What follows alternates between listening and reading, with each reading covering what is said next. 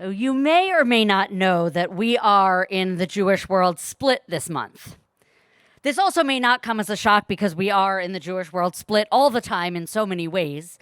But this time, it's actually a fairly simple split because of ancient and modern calendrical disagreements. So for the next 2 weeks, this Shabbat and next Shabbat, the Jewish world continues to be split with different communities in Israel and the Diaspora, partly but not entirely along denominational lines, reading different Torah portions. Very clear. So here at Wise, along with many other communities, we find ourselves at the intersection of Parashat Hukkat and Parashat Balach, right in the middle of the book of Numbers, a double portion of love and loss, grief and mourning, and a famous talking donkey who is not Shrek, or Shrek's donkey, I guess. Yeah, the donkey. As I shared with you in my writing, Hukkat was my bat mitzvah portion, which I deemed boring as a pre-adolescent, and of course, which I now find rich with imagery and meaning. I will spare you a replay of the New York accented chanting of my youth, which I can still do almost with the same tenor, and I'll focus on the latter, I think, today. So those who have studied with us, I know I've taught some of you on this, know that there are 54 different parshiot of the Torah, right? It's broken up into 54 chunks, and anyone familiar with a modern calendar can see an immediate problem. Add in the various holidays which will inevitably fall over Shabbat, and we anciently needed to get creative with a yearly schedule of Torah reading. And thus, the double portion was born. But which to combine and when? Our ancient rabbis and modern sages often try to make sense of this combination of Torah portions. Why, might we ask, are these two portions, Hukkat and Balach, paired, rather than, say, Korach and Hukkat last week, or Balach and Pinchas next week? Interestingly, at least to me, though I admit I'm a little bit of a geek on this particular pairing is one that only occurs in the diaspora. Israeli Jews actually will never hear these portions read together. But none of this answers the question of why of this pairing, why these two. And so for that tonight, I want to suggest 4 things to answer. The crane, Joni Mitchell, a well of water, and a talking donkey, though not in that order. I told you. Let's start then with this well of water. Parashat Hukkat, with which we begin this double reading, brings us the death of both Miriam and Aaron. As I said, very boring as a 12-year-old, less so now. And it brings a lot to say and learn about grief and about mourning. So when Miriam dies in a place called Kadesh, signifying holiness there, we read the following.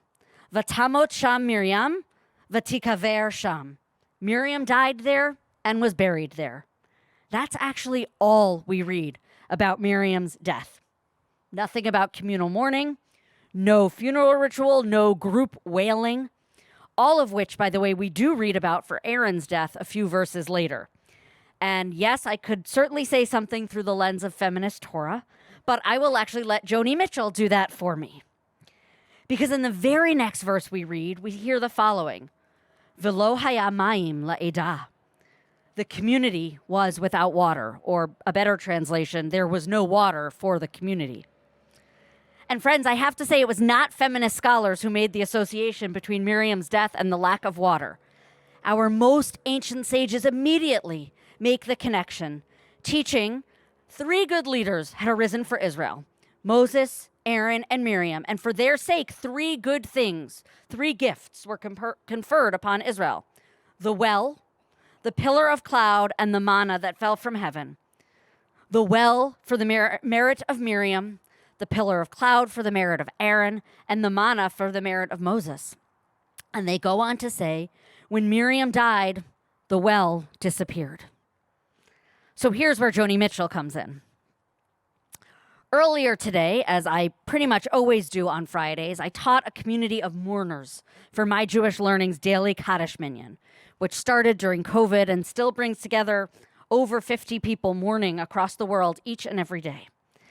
Reflecting on Miriam's legacy and on grief and on that disappearing well, I kept coming back to Joni's lyric, Don't it always seem to go that you don't know what you got till it's gone?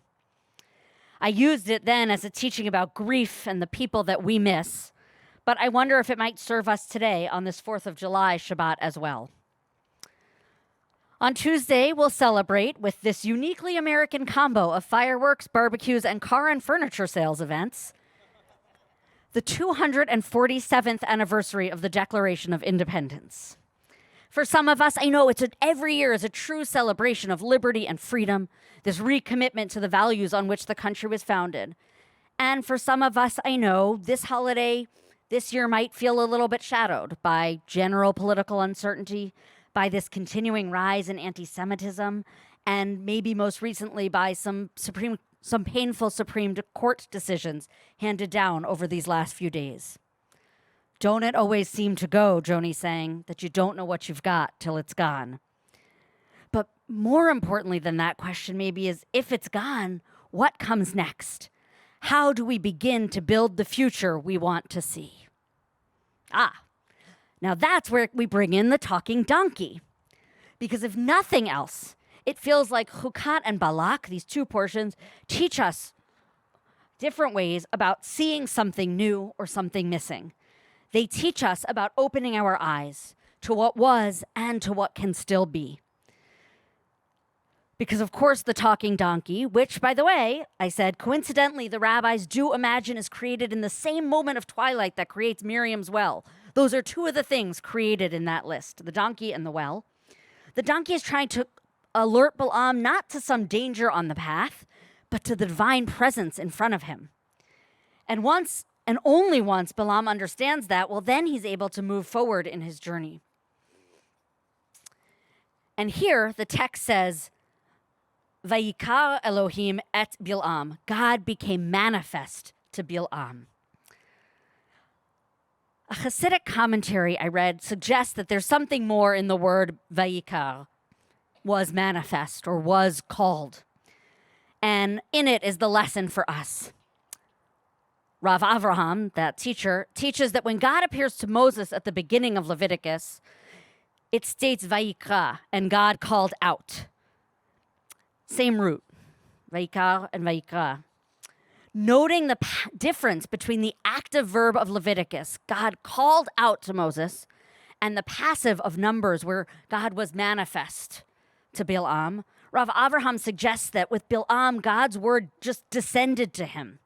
But he wasn't elevated by it, and so in the end, he remains the same Bilam. There's no transformation. But in the case of Moses, God calls out to him, asking him to approach the divine presence, and Moses goes up to God. There's transformation in that moment. So what comes next? How do we begin to build the future we want to see? Perhaps, listening to Rav Avraham, we need to allow ourselves to be changed, to be inspired by what we see in the world, whether it is joyous or devastating, personal and political. So I've given you a well, I've given you Joni Mitchell, and I've given you a talking donkey. Now a Bissell joke. It's a little joke for non-Yiddish speakers. And it's a joke, by the way, which I've now heard from multiple Israeli tour guides. They take you to wherever you are, whatever lookout point you're on, and there's usually something ancient and then something modern, right? That's sort of the way it goes. And they look at you and they very, very seriously ask, now tell me, what is the national bird of Israel? And people make guesses, you know, the egret, I don't know what else. I don't know. I saw a lot of starlings, whatever it is. And then they look at you and they point to this vista of the ancient and the modern, and they say the crane. Because guaranteed, you are going to see a sea, not of bird cranes, of construction cranes. Because if you have been to Israel recently, as I had the blessing of doing, or even if you have not, I will tell you that you probably wouldn't recognize some of the places that you've been before. My old neighborhood looks nothing like it used to. Cranes are, in fact, everywhere as buildings are being torn down and new buildings are going up. And so there's a sense of loss, but also this incredible sense of possibility. Everything is changing and building and recreating and becoming. And that is to say nothing of the weekly protests for democracy.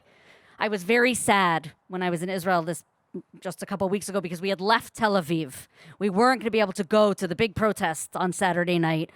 And I had debated, like, it's a lot of people. Do I need my 6-year-old with 100,000 people? But we ended up in the town of Rosh Pinah, a little sweet town that, by the way, the last time I was in Rosh Pinah really was just a little sweet town and is now much more of a small city up north. And as we drove in, I think we were to get ice cream. It's always to get ice cream with my family. There we saw a protest for democracy building on the streets there too. And so I got to see it. But I thought about the fact that these hundreds of thousands of people who are gathering in every city in Israel at this point, that is also a version of changing and building and recreating and becoming. And so here then is perhaps the final piece of my puzzle, or a lesson for this year's encounter between Hukkat and Balach. I think it's a reminder to us in an ongoing struggle for the America and the Israel in which we dream of living or visiting. It's a reminder for us in our ongoing quest to become the people we want to become. My colleague, Rabbi Eve Posen, suggests that these two parshiot are connected because the crux of each of them is how we respond to change, and maybe even more specifically to loss. And that response is that of the crane. Changing, building, recreating, and becoming. It is a gift, and also it is an obligation, so that one day perhaps we'll raise that parking lot and put up a paradise. Shabbat Shalom.